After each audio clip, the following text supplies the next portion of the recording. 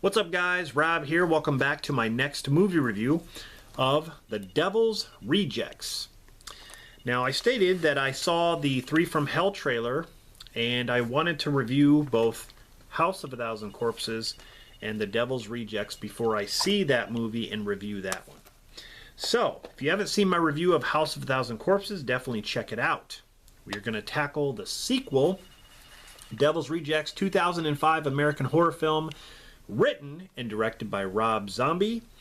It was released on July 22nd, 2005, with more positive reviews than the first movie. It even made a little bit more money. If you ask anybody, pretty much anybody, they will say that this is their favorite out of the Firefly family movies. Some will even say that this is their favorite Rob Zombie film. I do really like this film, but it's not my favorite. I prefer the first one over this one, and I know I'm in the minority when it comes to that, and that's fine. Had a budget of $7 million, same as the first movie, and it made like over $19 million, which is a little bit more than the first movie. The first movie made, I believe the gross was over $16 million. So it takes place 7 months after the events of House of a Thousand Corpses, and the family gets ambushed at their home. I mean, they're all sleeping, and the police show up and they start shooting up the place. And it sucks because some characters, like, you know, Mama Firefly, also known as Gloria, she was replaced by Leslie Easterbrook. You know, she replaced Karen Black, and I really like Karen Black, but she gets arrested. Rufus, who was hardly even in the first movie, that's probably one of my complaints that I didn't mention in the first movie, is that Rufus, I don't think, got enough credit. He's played by Tyler Mane, and I don't think they, you know, all he did in the first movie was shoot out the tire, fix the car, towed the car away, and then he shows up for the ritual, and then that's about it. You know, in this movie, he gets shot and killed. I thought that was a waste. I was just like, okay, that sucks. But the police show up and they start chasing Otis and Baby Firefly, who are on the run. And then they meet up with Captain Spaulding, who joins them. And then, you know, they're basically hiding out from the police.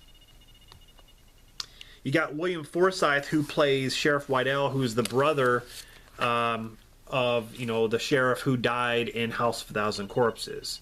So now he's on like this revenge streak. You know, he wants to capture these guys and torture them because of what they did to his brother.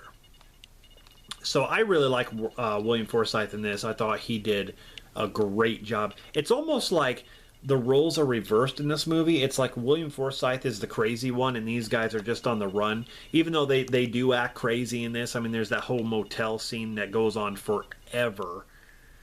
But, you know, the sheriff acts nutty in this film. He, especially the third act, he just goes nuts.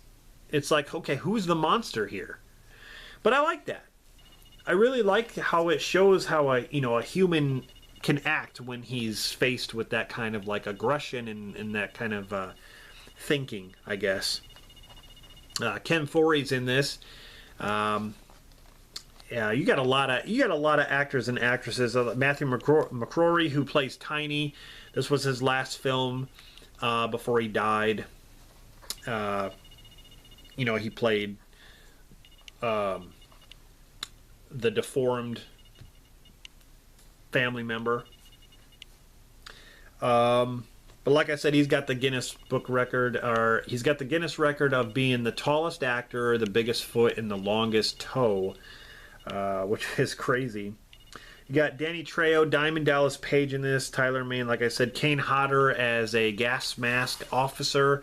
You got PJ Souls. There's just a lot of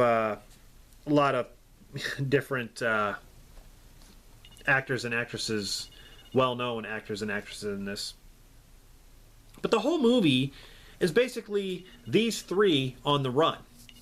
They take refuge at this motel, like I said, and there's a lot of things that happen at this motel that were cut actually from the film. I believe 2 minutes were cut to avoid the NC-17 rating, but the footage was actually restored for the DVD. And it's nothing, I don't understand it. It's nothing really bad. It's just like, I'm not going to get into it. It's just there's a couple scenes that happen that just show some, there's nudity and there's graphic stuff that happen. It's I've seen worse, but they do worse stuff like that in Cannibal Holocaust, for crying out loud. But anyway, so they're on the run. They stop at Ken Foree's place, and he's running this this place where you can like sleep with women and like gamble and all sorts of stuff like that. But you got Diamond Dallas Page and Danny Trejo, who are basically hired to find these guys. And anybody who they come into contact with, they basically kill. They don't give a shit. They kill them. They don't care. But that's basically the movie. It's very different. Very different from the first movie. It's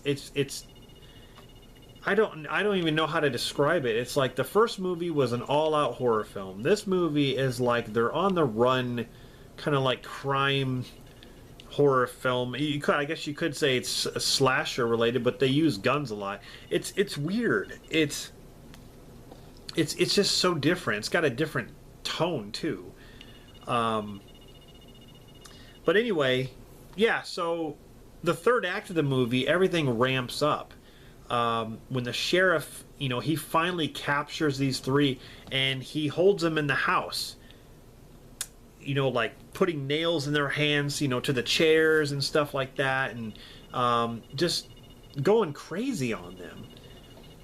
He does make some stupid decisions, I want to say, that ultimately ends up, being fatal, but I like the turn of events. I like the fact that the sheriff is hunting them, and they're supposed to be like the guys who he'll kill, they kill anybody. The sheriff will do anything. He'll kill anybody to get these guys. That's how mad he is. So I like that. It's got the famous ending where, everyone's pretty much seen the ending. I love the choice of music. They use Freebird by Lynyrd Skynyrd, one of my favorite bands. And they basically, these guys are in a car and they run into a roadblock of police and they just say screw it and they start going towards it, and the police are starting to shoot them while they're trying to shoot back at the police, and they start getting reamed with bullets like like this, and they're just sitting there taking it. The way it ends it's just crazy. Visually, this movie's awesome too. There's some great cinematography. I like the shots. Rob Zombie's really good at doing that stuff. He's got a very artistic style. I like it. This movie is full of vulgar language and blood and it's a brutal film, really brutal. But I like some of the lines, like where Bill Moseley as Otis, he's like, "There's no ice cream in your fucking future." Tutti fucking fruity. But all in all, like, they even have like transitions like the first movie, but they're more grounded, I want to say. You can see what's going on. They really kind of make you feel for these characters. There's like a music montage going on where it shows these three characters like on a mountaintop, and they have like nice clothes and stuff, and like they're just sitting there like chilling out and laughing and having a good time, like it's coming from their memory. Like they're thinking to themselves, like, we're free, this is what we, we're not monsters. We're just these are the kind of people we are. And it just kind of, I don't know, it gives you a different take on them. It really does. It makes you think differently. And it makes you like hate the sheriff sometimes. But I like that. I like the role reversal. I like how they do that. But yeah, it's got the famous ending where they get shot up and stuff. And like I said, it'll be interesting to see how 3 from Hell goes with the way this ended. I don't know how they're going to do it, but yeah, it'll be interesting to see. But yeah, really, really good film. When it comes to the Rob Zombie films, it's definitely in my top 5. I know he hasn't made a ton of films, but I mean, I even love The Lords of Salem, another underrated flick. This movie's awesome. This really took me by surprise. But yeah, The Devil's Rejects is definitely one of the better ones. But like I said, you know, in my last review, I prefer this one. I just think this is an underrated horror flick. This is a horror movie, definitely.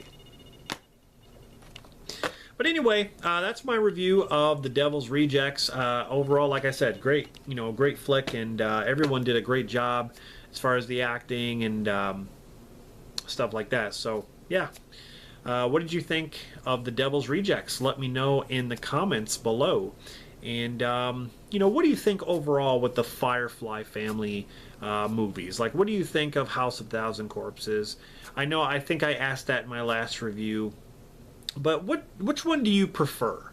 Do you prefer House of a Thousand Corpses or The Devil's Rejects? Let me know. It'll be interesting to see, you know, when 3 from Hell comes out. You know, maybe I'll do a rating of these, but or not a rating, but like a ranking. See where it ranks. But right now, number 1 for me and number 2. So anyway, guys, thank you for watching this. I'll definitely be back with more movie reviews. Down the line, I'll probably review this one. But like I said, I'm definitely going to be reviewing 3 from Hell when I see it. Also got some brand new reviews coming up, like Crawl and stuff. So definitely stay tuned for that. Also got a couple top 10s that I'm going to be releasing here soon. So hope you guys enjoy the new content, and thank you very much for sticking with me and for subscribing, for commenting and all that stuff. I really do appreciate it. I really do. This is a platform, you know, YouTube is a place where I can come and, you know, talk to people and about movies and just be myself and do what I'm passionate about. Like, you know, talking about movies. That's what I'm passionate about. So anyway, guys, thanks for watching. This is Rob signing off, and I'll see you guys in the next one.